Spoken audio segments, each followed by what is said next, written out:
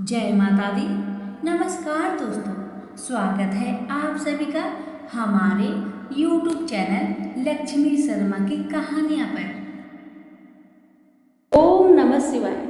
आज मैं आप सभी को भोलेनाथ की कहानी सुनाने जा रही हूँ। कहानी को पूरा सुनिए, अगर अच्छी लगे तो दूसरों को भी शेयर करें। अब सुनिए कथा।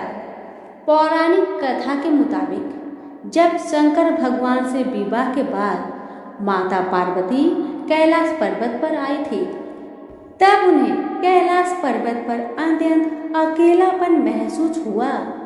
एक दिन उनके मन में ख्याल आया, काश शिव शंकर की कोई बहन होती तो वह उसके साथ बातें करती। पार्वती जी के मन में ये बात अनेकों बार उठी, किंतु उन्होंने शंकर जी को कुछ नहीं बताया।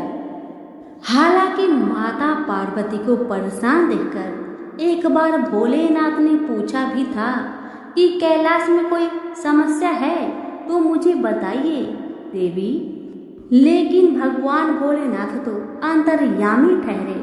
उन्होंने पार्वती जी की मन की बात जान ली। माता पार्वती समझ गई कि शिव शंकर ने उनके दिल की बात को जान लिया है।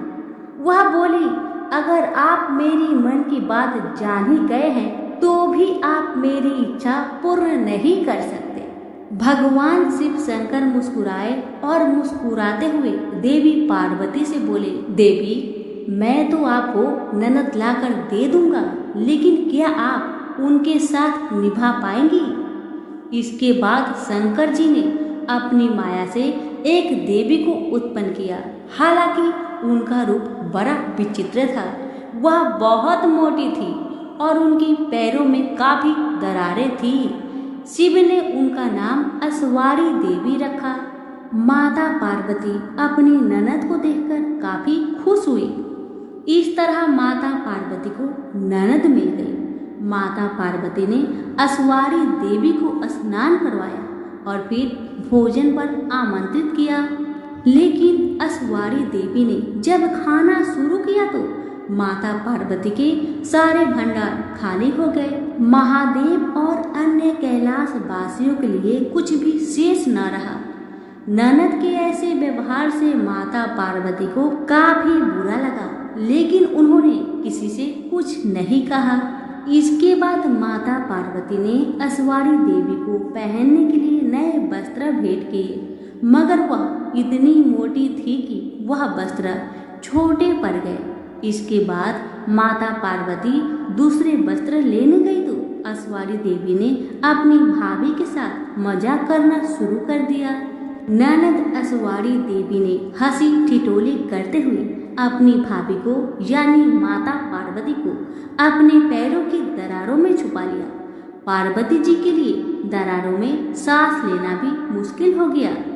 उसी समय उधर से शंकर जी माता पार्वती को खोजते हुए आ गए और अस्वारी देवी से बोले, आपको मालूम है क्या पार्वती जी कहाँ हैं?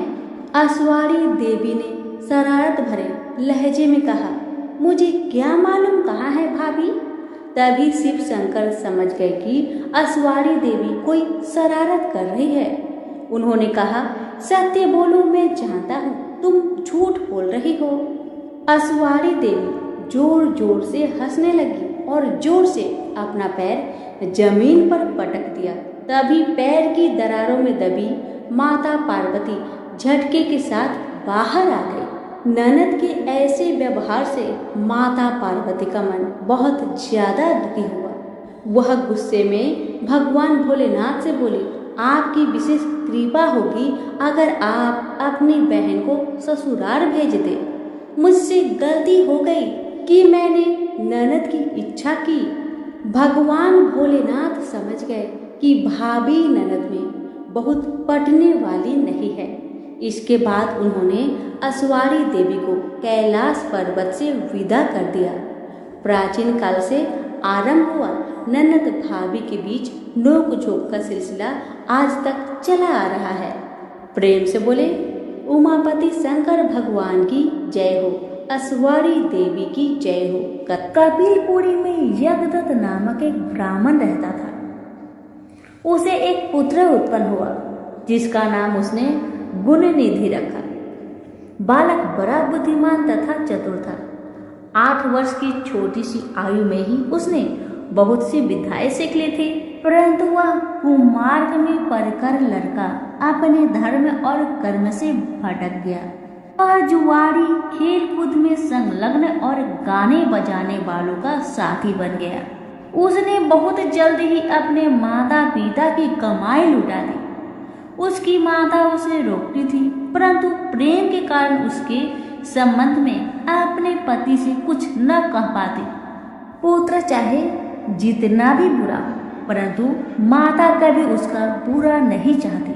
यज्ञदत्त जब कभी भी घर आकर अपनी पत्नी से गुणनिधि के बारे में पूछता कि इस समय गुणनिधि कहाँ है, तो वह हमेशा झूठ बोल देती। गुणनिधि बाहर गया है, या फिर स्नान कर रहा है, या फिर देव मंदिर में बैठकर भगवान का पूजा कर रहा होगा। और असली भेद न जानते हुए उसने गृह सूत्र के अनुसार गुणनिधि का विवाह भी कर दिया। विवाह हो जाने के पश्चात यज्ञदत्त की पत्नी सदा पुत्र को समझाती कि तुम्हारे पिता बड़े महात्मा हैं, जब उनको तुम्हारे बारे में मालूम होगा तो इसके लिए तुम्हें और मुझे दोनों को दंड देंगे। तुम्हारा कुल बड़ा पवित्र है, फिर तुम यह बुरे काम क्यों करते हो? मेरे बच्चे, तुम्हारा कल्याण इन बुरे कर्मों को छोड़ देने में ही है। परंतु गुणनिधि पर माँ के समझाने का कुछ भी प्रभाव नहीं पड़ा। एक दिन उसने पिता की अंगूठी चुराकर किसी जुआरी को दे दी। जब यज्ञदत्त ने उस जुआरी से पूछा कि अंगूठी उसके हाथ में कैसे आई, तो जुआरी ने यज्ञदत्त से कहा कि उसने अंगूठी नहीं चुराई। यज्ञदत्त ने जुआरी की बात सुनकर कहा, सुनो लल्ला, यह अंगूठी मेरी है और मुझे राजा के यहाँ से मिली है। तुम झूठ बोलकर इसे अपनी ना बताओ, परंतु यह बताओ कि यह अंगूठी तुम्हारे पास कैसे आई है। यज्ञदत्त की बात सुनकर जुआरी को क्रोध आ गया। उसने गरज कर कहा, जो सच सुनना चाहते हो तो ध्यानपूर्वक सुनो। यह अंगूठी तुम्हारे पुत्र गुणनिधि ने मेरे पास जुए में हारी है। उसने यह अंगूठी ही जुए में नहीं हारी, बल्कि आज तक जुए में बहुत से साधन चुराकर हारा है। आप जितने ही सज्जन साधु धर्मात्मा हैं, आपका पुत्र उतना ही बड़ा बदमाश है। आप इतने बड़े विद्वान होते हुए भी आज तक अपने पुत्र की करतूतों को नहीं जान सके। जुआरी की बात सुनकर यज्ञदत्त का मारी लज्जा से पूरा हाल हो गया।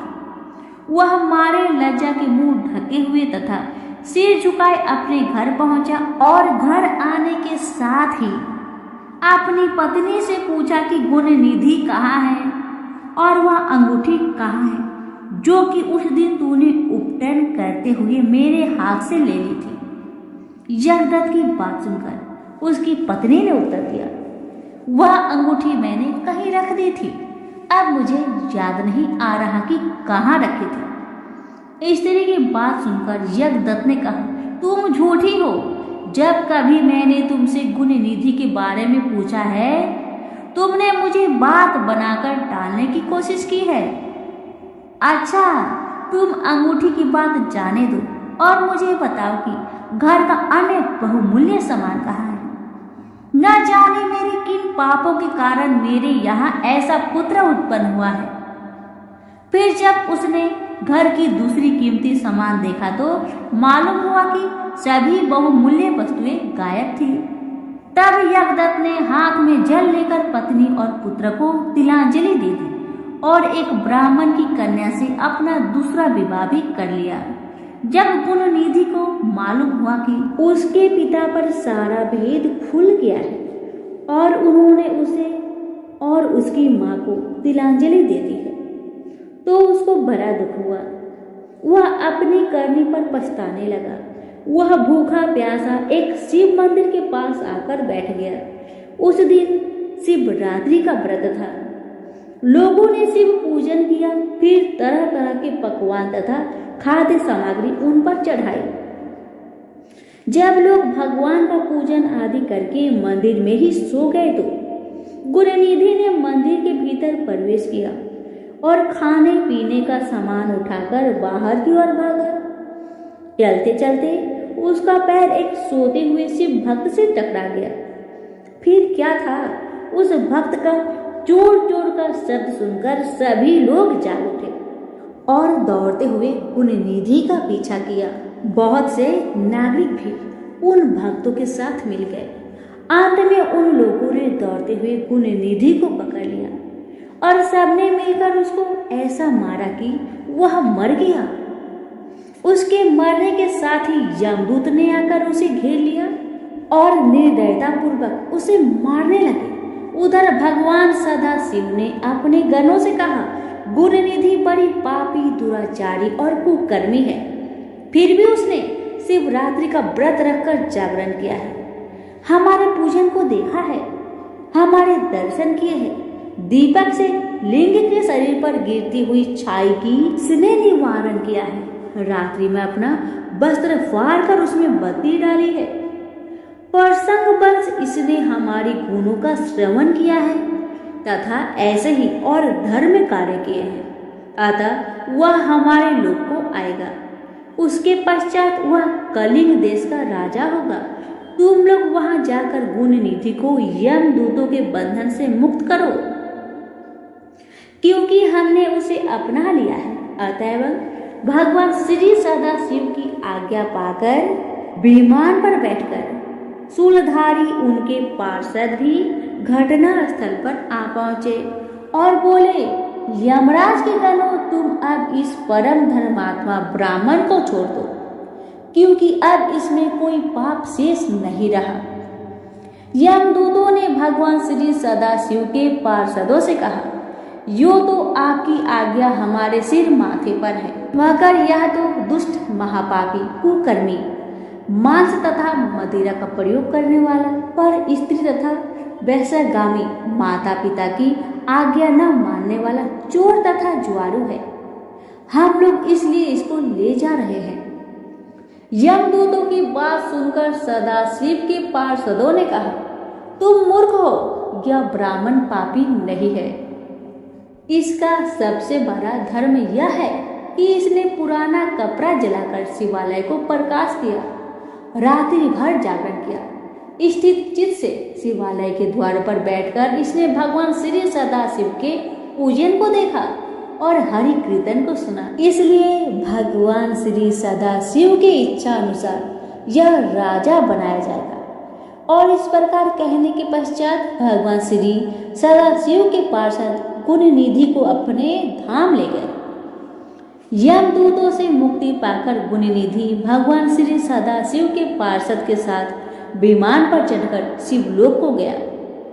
यमदूतों ने जाकर सारा वृत्तांत यमराज से कहा, जिसे सुनकर यमराज ने कहा, जो व्यक्ति भस्म रमाए हुए हो, रुद्राक्ष की माला धारण किए हो, शिवलिंग का पूजन करता हो, श्री सदाशिव के गुणों का गान करता हो, छल से ही सही उसके पास बिल्कुल न जाओ। यमराज ने भगवान श्री सदाशिव को प्रणाम करके कहा, आप इस अनजाने दोष को क्षमा करें। तो प्रेम से बोलिए भोलेनाथ की जय हो। जब पिता दक्ष के यज्ञ में भगवान शिव की पत्नी सती कूदकर भस्म हो गई, तब शिव जी विलाप करते हुए गहरी तपस्या में लीन हो गए। उनके ऐसा करने से सृष्टि शक्तिहीन हो जाती है। इस मौके का फायदा दैत्य उठाते हैं और धरती पर तारकासुर नामक दैत्य का चारों ओर आतंक फैल जाता है।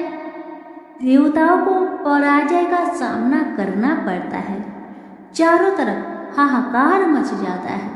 तब सभी देवता ब्रह्मा जी से प्रार्थना करते हैं।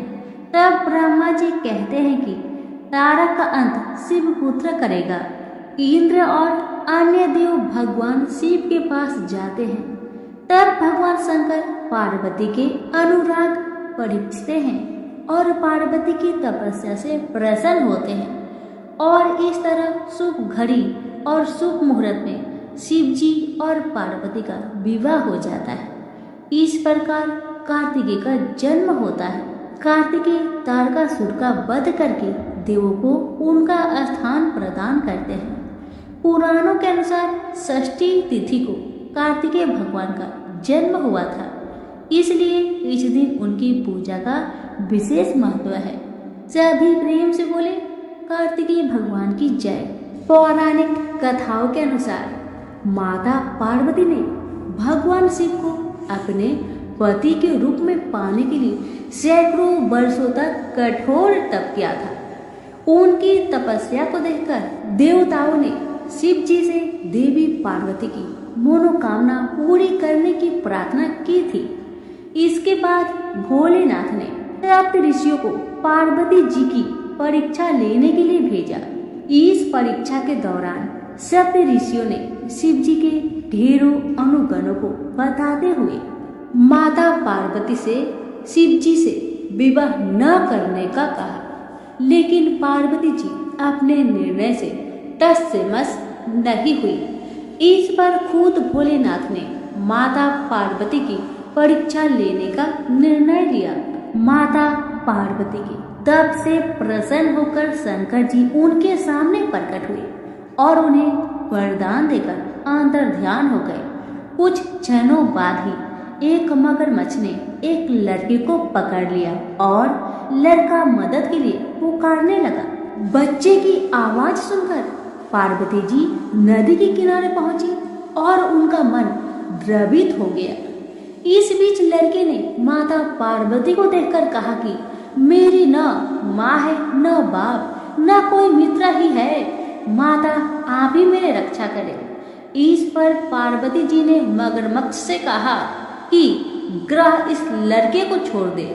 इस पर मगरमच्छ ने कहा कि दिन के छठे पहर जो भी मुझे मिलता है उसे आहार बनाना मेरा नियम है। पार्वती जी के विनती करने पर मगरमच्छ ने लड़के को छोड़ने के बदले में पार्वती जी के तरफ से प्राप्त वरदान का पुण्य फल मांग लिया। इस पर पार्वती जी तैयार हो गई। मगरमच्छ ने बालक को छोड़ दिया और तेजस्वी बन गया। अपने तप का फल दान करने के बाद पार्वती जी ने बालक को बचा लिया और एक बार फिर भोलेनाथ को प्रसन्न करने के लिए तप करने बैठ गए। इस पर भोलेनाथ दोबारा प्रकट हुए और पूछा कि तुम अब क्यों तप कर रही हो? मैंने तुम्हें पहले ही मन मांगा दान दे दिया है। इस पर पार्वती जी ने अपने तप का फल दान करने की बात कही। इस पर शिव जी प्रसन्न होकर बोले मगरमच्छ और लड़के के दोनों स्वरूप में मैं ही था। मैं तुम्हारी परीक्षा ले रहा था कि तुम्हारा चित्त प्राणी मात्र में अपने सुख दुख का अनुभव करता है या नहीं। तुम्हारी परीक्षा लेने के लिए ही मैंने ये लीला रचाई थी। अनेकों रूप में दिखने वाला मैं ही एक सत्य हूँ। अनेक शरीरों में नजर आने वाला मैं निर्विकार हूँ। इस तरह पार्वती जी शिव जी की परीक्षा में उत्तीर्ण हुई और उनकी अर्धांगिनी बनी। तो सभी प्रेम से बोलिए उमापति शंकर की जय। पौराणिक कथाओं के अनुसार भगवान शिव बिना किसी वाहन के ही संपूर्ण संसार में वितरण करते थे। एक दिन जब वह जगत में विहार कर रहे थे तो यम ने उन्हें देखा। उनके मन में यह बात आई कि वह भोलेनाथ के वाहन बन जाए, लेकिन यह इतना सहज नहीं था। तो उन्होंने शिव को प्रसन्न करने के लिए कठिन तप किया। यम के तप से शिव शंभु प्रसन्न हुए और उन्होंने यम को बैल रूप में अपना वाहन बनाना स्वीकार किया। भोलेनाथ ने बैल रूप को इसलिए चुना क्योंकि बैल अत्यंत भोला होता है। उनके मन में किसी भी प्रकार का छल कपट नहीं होता। यही वजह है कि भोले बाबा ने बैल यानी कि नंदी को अपना वाहन नियुक्त किया। यही नहीं, शिव जी ने नंदी को अपना प्रधान सेनापति भी बनाया। कहा जाता है कि भगवान शिव की सेना नंदी बाबा के कहने पर ही चलती है। सभी प्रेम से बोले शिव शंकर की जय। पौराणिक कथाओं के अनुसार पुरातन काल में एक शिलाद नाम के एक ऋषि हुए जो कि पूर्ण रूप से प्रभु की पूजा में लीन रहने लगे थे। ऐसे में परिवार के लोगों को उनके वंश की चिंता हुई। यह परेशानी लेकर सभी उनके पास पहुंचे और गृहस्थ जीवन में वापस आने का निवेदन किया। हालांकि वह नहीं माने, लेकिन उन्होंने जन्म में मृत्यु से परे संतान प्राप्ति के लिए देवराज इंद्र की पूजा की। इंद्र प्रसन्न हुए तो लेकिन ऐसी संतान का आशीर्वाद देने में असमर्थता जाहिर की। जब इंद्र देव से इच्छा मुताबिक संतान प्राप्ति का आशीर्वाद नहीं मिला तो शिलाद मुनि ने शिव की पूजा की। उनके कठोर तप से शिव अत्यंत प्रसन्न हुए और स्वयं उनकी संतान के रूप में जन्म लेने की बात कही। कथा मिलती है कि एक दिन शिलाद मुनि खेत जोत रहे थे, तब उसी भूमि पर उन्हें एक बालक मिला। वह उसे घर ले आए और उसका नाम नंदी रखा। भगवान भोलेनाथ ने मित्र और वरुण नाम के दो मुनियों को नंदी के पास भेजा। उन्होंने नंदी को बताया कि वह अल्पायु है। यह सुनकर नंदी बाबा वन में चले गए और महादेव की पूजा अर्चना करने लगे। उनकी पूजा से भोलेनाथ प्रसन्न हुए और नंदी को मृत्यु भय से मुक्त अजर अमर होने का आशीर्वाद दिया। इसके अलावा गणों के अधिपति के रूप में भी नियुक्त किया। कथा मिलती है कि जब असुरों और देवताओं के बीच समुद्र मंथन चल रहा था और उसमें से विष निकला था, तो उसे शिव ने धारण किया था, लेकिन विषपान के दौरान कुछ बूंदें जमीन पर गिर गई थी और उन्हें नंदी ने अपने जीभ से चाट लिया था। नंदी के इस भाव पर भोले अत्यंत प्रसन्न हुए। इसके बाद भगवान ने नंदी को अपने सबसे बड़े भक्त की उपाधि दी। साथ ही उन्होंने कहा कि जो शक्तियाँ उनकी है वह नंदी की भी है। भोलेनाथ की कृपा पाने को ज्ञान स्वरूप तप और विष की बूंदे को चाटने की पवित्रता नंदी बाबा की महिमा को और भी बढ़ा देती है। भोले बाबा ने नंदी को यह आशीर्वाद दिया था कि उनकी पूजा से पहले नंदी की पूजा की जाएगी। यही वजह है कि हर शिवालय में नंदी बाबा की मूर्ति जरूर होती है। यही नहीं, यह भी मान्यता है कि यदि आपको भोलेनाथ से कुछ मांगना है और अपने नंदी बाबा के कानों में सच्ची श्रद्धा, पवित्रता और अटूट निष्ठा से अपनी बात कह दी तो वह भोलेनाथ तक जरूर अर्जी पहुंचा देते हैं। यही नहीं, शिव जी भी मुराद पूरी कर देते हैं। सभी प्रेम से बोले भोलेनाथ की जय हो। उमापति शंकर भगवान और गणेश जी की कहानी। कहते हैं कि एक घने जंगल में शिशु गणेश को माता पार्वती छोड़कर चली गई। उस जंगल में हिंसक जीव ही घूमते रहते थे।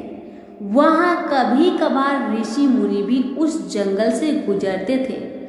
उस भयानक जंगल में एक सियार ने उस शिशु को देखा और वह उसके पास जाने लगा। तभी उसी समय ही वहां से ऋषि वेद व्यास जी के पिता पराशर मुनि गुजर रहे थे और उनकी दृष्टि उस अबोध बालक पर पड़ी और उन्होंने देखा कि एक सियार भी उस शिशु की ओर धीरे धीरे आ रहा है। पहले तो पराशर मुनि ने सोचा कि कहीं यह इंद्र का कोई खेल या माया तो नहीं जो मेरा तप भंग करना चाहता हो। यह सोचते हुए महर्षि पराशर तेजी से शिशु की ओर बढ़े और यह देखकर वह सियार अपनी जगह पर ही रुक गया और फिर चुपचाप ही वन में कहीं गुम हो गया। महर्षि पराशर ने उस बालक को ध्यान से देखा। उसकी 4 भुजाएं थी, रक्त वर्ण और गज वंदन था, सुंदर वस्त्र पहन रखे थे। तब उन्होंने उसके छोटे छोटे चरणों को देखा तो उस पर ध्वज, अंकुश और कमल की रेखाएं स्पष्ट नजर आ रही थी। यह देखकर महर्षि के शरीर में रोमांच हो आया और वो समझ गए कि यह कोई साधारण बालक नहीं बल्कि स्वयं प्रभु थे। तब उन्होंने शिशु के चरणों में अपना मस्तक रख दिया और वे खुद को भाग्यशाली समझने लगे। वे उस शिशु को लेकर अपने आश्रम चले गए।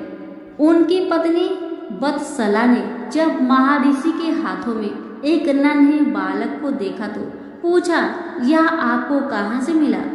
महर्षि ने कहा कि यह जंगल के एक सरोवर के तट पर पड़ा था।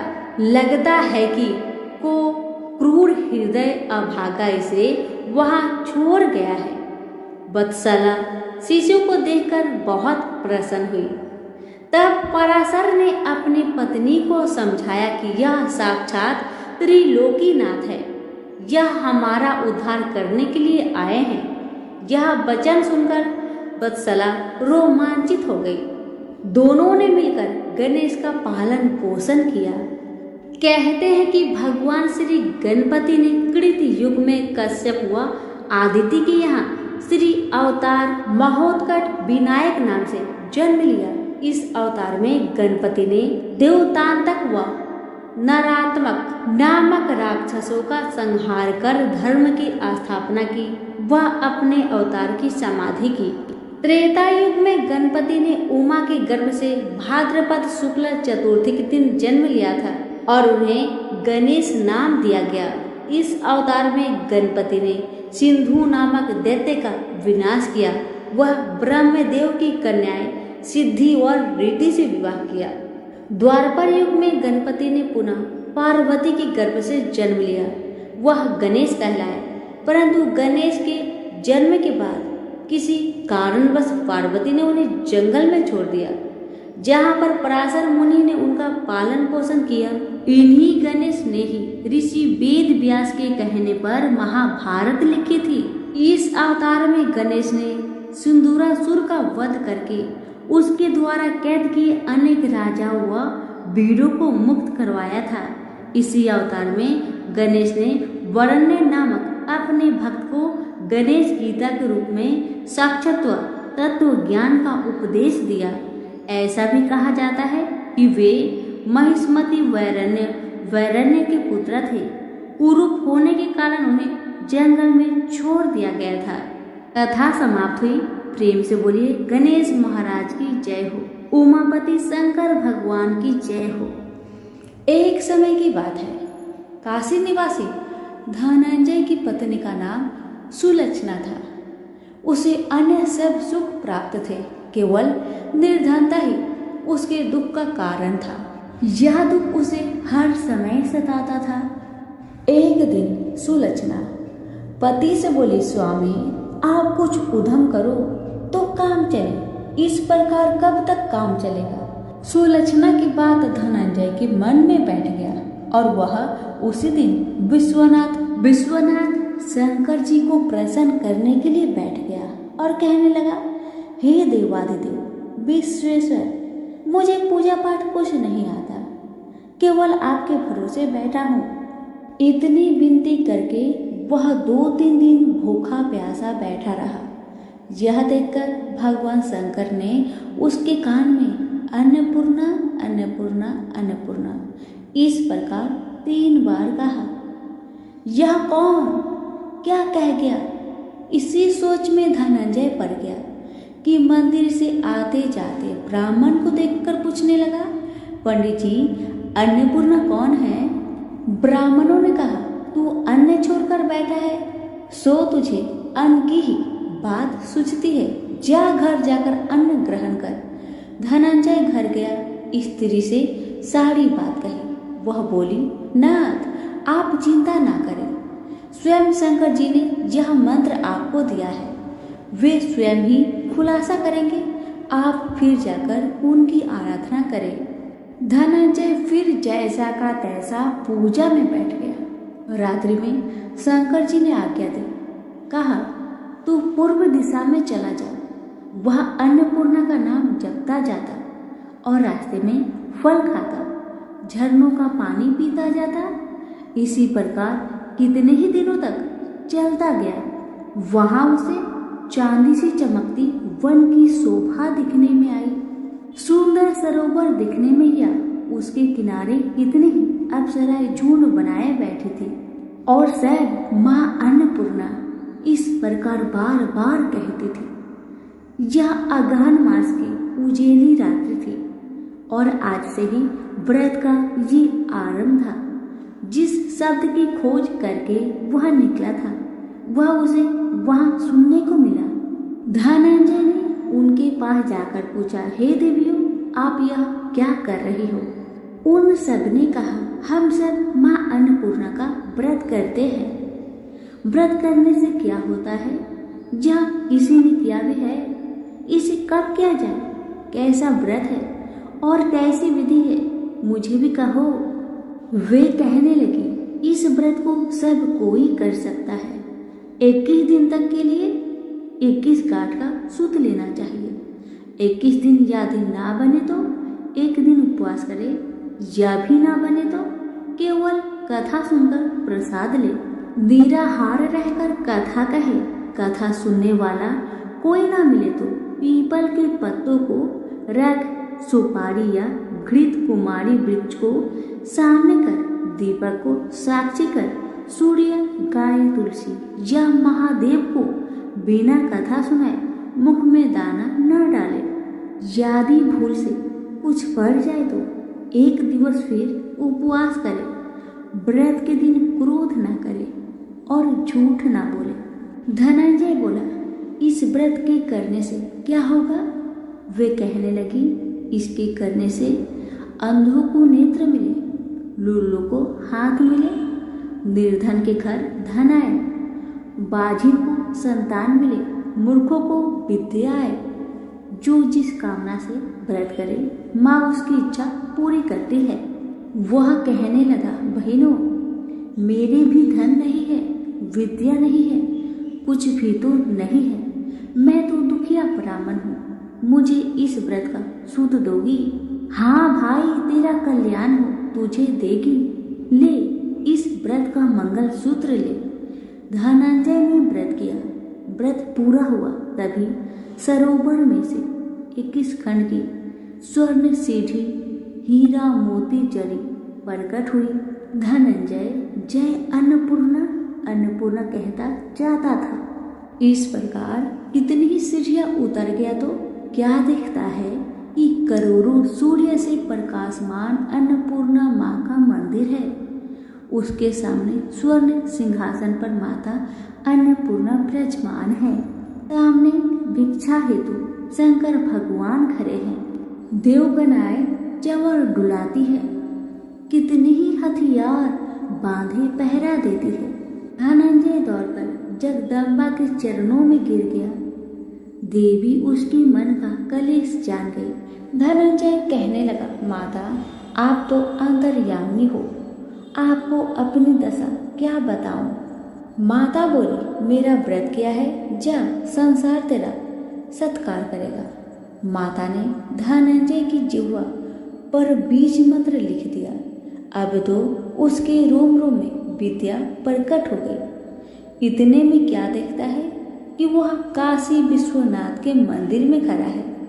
माँ का वरदान ले धनंजय घर आया। सुलक्षणा से सब बात कही। माता जी की कृपा से उसके घर में संपत्ति उमड़ने लगी। छोटा सा घर बहुत बड़ा गिना जाने लगा। जैसे शहद के पत्तों में मक्खियाँ जमा होती है, उसी प्रकार उनके सगे संबंधी आकर उसकी बड़ाई करने लगे। कहने लगे, इतना धन और इतना बड़ा घर, सुंदर संतान नहीं हो तो इस कमाई का कौन भोग करेगा? सुलक्षणा से संतान नहीं है, इसलिए तुम दूसरा विवाह करो। अनिच्छा होते हुए भी धनंजय को दूसरा विवाह करना पड़ा और सती सुलक्षणा को सौत का दुख उठाना पड़ा। इस प्रकार दिन बीतते गया। फिर अगहन मास आया। नए बंधन से बंधे पति से सुलक्षणा ने कहलाया कि हम व्रत के प्रभाव से सुखी हुए हैं, इस कारण यह व्रत छोड़ना नहीं चाहिए। यह माता जी का प्रताप है जो हम इतने संपन्न और सुखी है। सुलक्षणा की बात सुन धनंजय उसके यहाँ आया और व्रत में बैठ गया। नई बहू को इस व्रत की खबर नहीं थी। वह धनंजय की आने की राह देख रही थी। दिन बीतते गए और व्रत पूर्ण होने में 3 दिवस बाकी थे कि नई बहू को खबर पड़ी। उसके मन में ईर्ष्या की ज्वाला दहक रही थी। सुलक्षणा के घर आ पहुंची और उसने वहां भगदड़ मचा दी। वह धनंजय को अपने साथ ले गई। नए घर में धनंजय को थोड़ी देर के लिए निद्रा ने आ दबाया। इसी समय नई बहू ने उसका व्रत का सूत तोड़कर आग में फेंक दिया। अब तो माताजी का कोप जाग गया। घर में अकस्मात आग लग गई। सब कुछ जलकर खाक हो गया। सुलक्षणा जान गई और पति को फिर अपने घर ले आई। नई बहू रूठकर पिता के घर जा बैठी। पति को परमेश्वर मानने वाली सुलक्षणा बोली, नाथ घबराना नहीं, माताजी की कृपा अलौकिक है। पुत्र कुपुत्र हो जाता है पर माता कुमाता नहीं होती। अब आप श्रद्धा और भक्ति से आराधना शुरू करो, वे जरूर हमारा कल्याण करेगी। धनंजय फिर माता के पीछे पड़ गया। फिर वही सरोवर सीढ़ी पर कट हुई। उसमें माँ अन्नपूर्णा कहकर वह उतर गया। वह जा माता जी के चरणों में रुदन करने लगा। माता प्रसन्न हो बोली, यह मेरी स्वर्ण की मूर्ति ले, उसकी पूजा करना, तू फिर सुखी हो जाएगा। जा, तुझे मेरा आशीर्वाद है। तेरी स्त्री सुलक्षणा ने श्रद्धा से मेरा व्रत किया है, उसे मैंने पुत्र दिया है। धनंजय ने आंखें खोली तो खुद को काशी विश्वनाथ के मंदिर में खड़ा पाया।